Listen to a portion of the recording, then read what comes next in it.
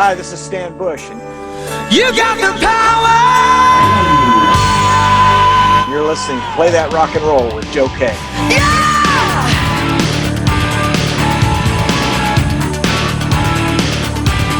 You got the touch! So, your background is, like we were talking about, that 80s hard rock sound. And sadly, earlier this year, that genre lost probably the biggest character to come out of it, which is Eddie Van Halen. I have to imagine that Eddie's music, inspired you to some degree, or at least interested you. What did Eddie's music mean to you, during the Barrage days? Well, like I say, that guy was awesome. I mean, he's like amazing talent, and I think I mentioned this already, but Top Gun, that movie, that's what dreams are made of. That kind of song, just like wow, I love that song.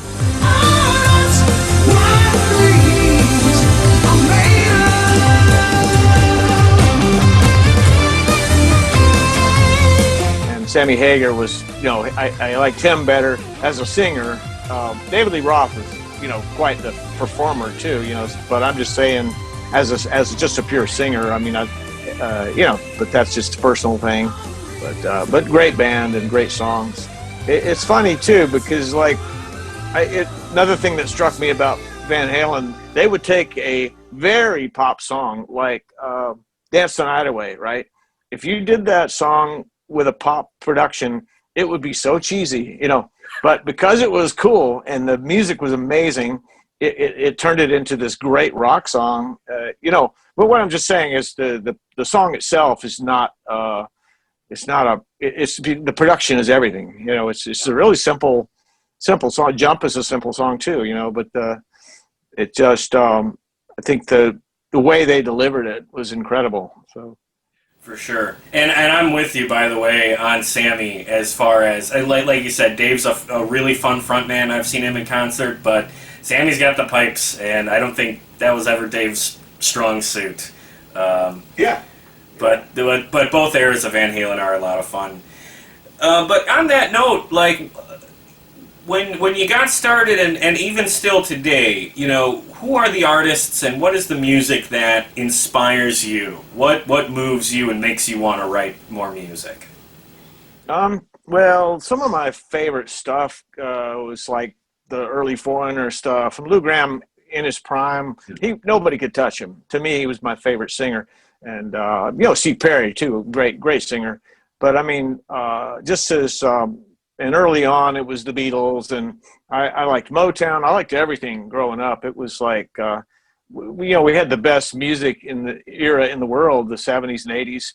And, it was, for me, it was about songs. And there were so many great bands, too. But, yeah, I think Led Zeppelin, of course, was another biggie in terms of influences, I guess, early on. It's hard to say, it just kind of evolved through the years.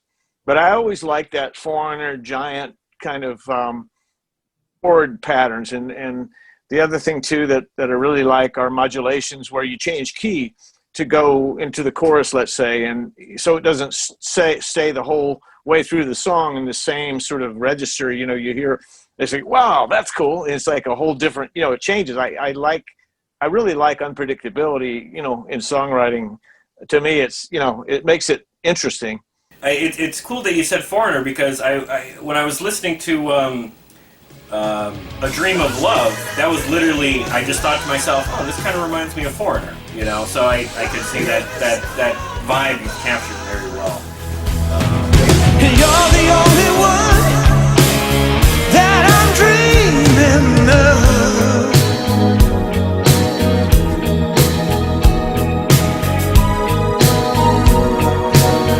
Listening, Play That Rock and Roll with Joe K.